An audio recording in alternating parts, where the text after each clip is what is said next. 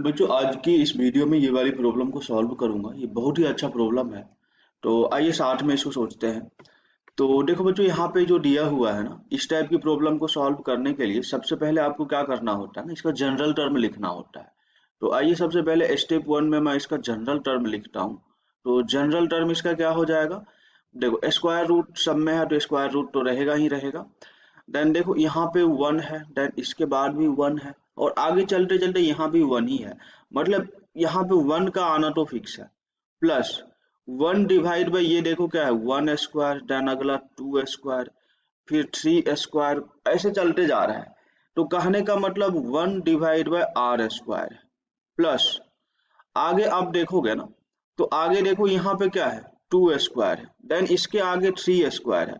मतलब ये चीज लाइक कुछ इस टाइप का है ना, आर प्लस वन का होल स्क्वायर। आप समझ पा रहे हो ना? इस तरीके से लिखोगे तो ये जनरल टर्म आ जाएगा। बाकी यहाँ पे जिनको समझ में नहीं आया कि ये जनरल टर्म कैसे होगा, तो देखो बच्चों, पहला क्या चीज है, पहले वन वन वन ऐसे चलते जा रहा है, तो यहाँ से इसका जनरल टर्म तो वन ही रह जाएगा। देन अगला देखोगे तो वन है, टू है, थ्री है, ऐसे चलता जा रहा है। और उसके आगे देखोगे तो क्या है, टू है, थ्री है, फोर है, इस तरीके से चलता जा रहा है। तो देखो ये एपी है, एपी का फॉर्मूला यूज कर लो। T N is equal to A plus N minus one multiplied by D. इसका यूज करके यहाँ पे लिखो, जनरल टर्म आपको मिल जाएगा। ये तो आर ही हो जाएगा, और यहाँ पे यूज करोगे तो यहाँ से आर प्लस वन मिल जाएगा। इसकी हेल्प से बेसिकली मैं ये पार्ट को लिख रहा हूँ। बाकी अगर आपको यहाँ तक समझ में आया तो आगे समझना बहुत ही आसान है। पहले इस पार्ट को आप सिंप्लीफाई कर लो।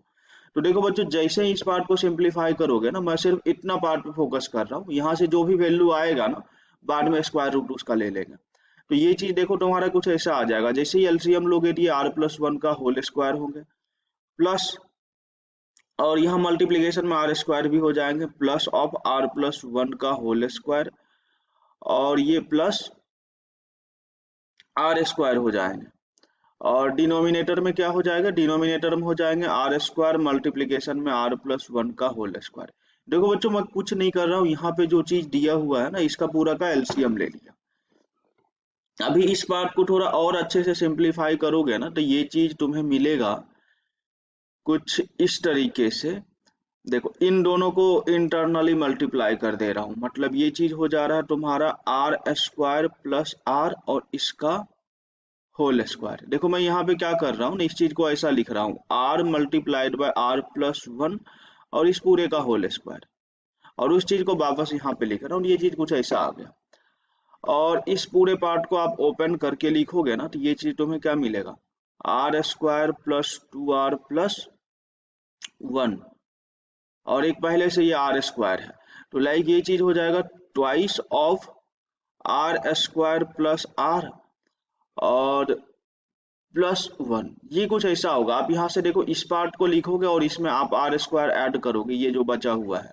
तो देखो ये आर स्क्वायर, ये आर स्क्वायर मिलके क्या आ जाएंगे, two R square plus two R plus one. तो यहाँ से मैं क्या कर रहा हूँ ना, टू को कॉमन ले लिया, तो ये कुछ ऐसा आ जाएगा, और ये प्लस वन को यहाँ पे लिख लिया। और डिनोमिनेटर में जो हो जाएगा वो तुम्हारे हो जाएंगे आर स्क्वायर प्लस आर का होल स्क्वायर। ये कुछ ऐसा हो गया। देखो ये चीज को मैंने कुछ नहीं किया, आप अच्छे से सिंप्लीफाई करोगे तो आपको ऐसा दिख जाएगा। बाकी सिंप्लीफिकेशन का स्टेप भी मैंने डिस्कस किया है, अगर आपको समझ में नहीं आया तो इस चीज को पीछे करके दोबारा आप देखो। तो ये ऐसा हो गया। अभी आप क्या कर लो ना, आर स्क्वायर प्लस आर को कुछ देर के लिए ए एज्यूम कर लो। तो देखो आपको क्या दिखेगा ना, ऊपर वाला जो पार्ट है ना, ये basically A square plus to A plus one divide by क्या है, ए स्क्वायर है। और ऊपर वाले पार्ट को आप चाहे तो ऐसा भी लिख सकते हो, ए प्लस वन का होल स्क्वायर, और डिनोमिनेटर में भी ए लिख लो, तो इस पूरे का होल स्क्वायर आप लिख सकते हो ना।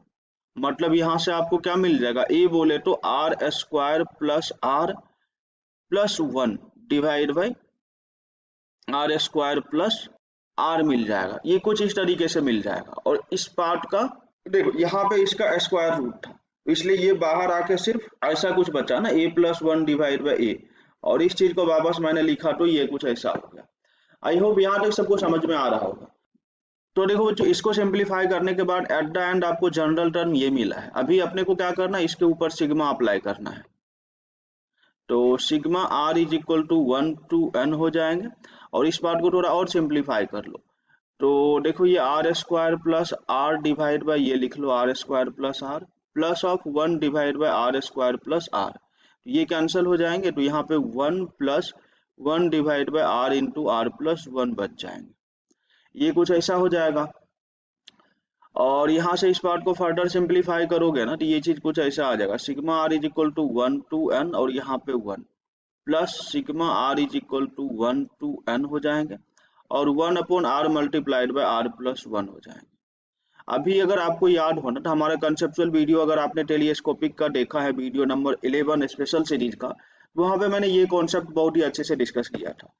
तो लाइक यहाँ पे क्या करना है ना, आप अगर टेलीस्कोपिक की हेल्प से इसको ब्रेक करोगे तो ये चीज तुम्हें कुछ ऐसा मिल जाएगा, sigma R is equal to 1 to N और ये होंगे 1 upon R minus of 1 upon R plus 1, ये कुछ ऐसा हो जाएंगे। अभी इसके बाद आपको क्या करना है ना, इसमें आपको कुछ नहीं करना, आर की वैल्यू एक बार 1 रखना है, आर की वैल्यू 2 रखना है, आर की वैल्यू 3 रखना है और ये चीज चलते चलते आप आर का वैल्यू एक बार n रखोगे।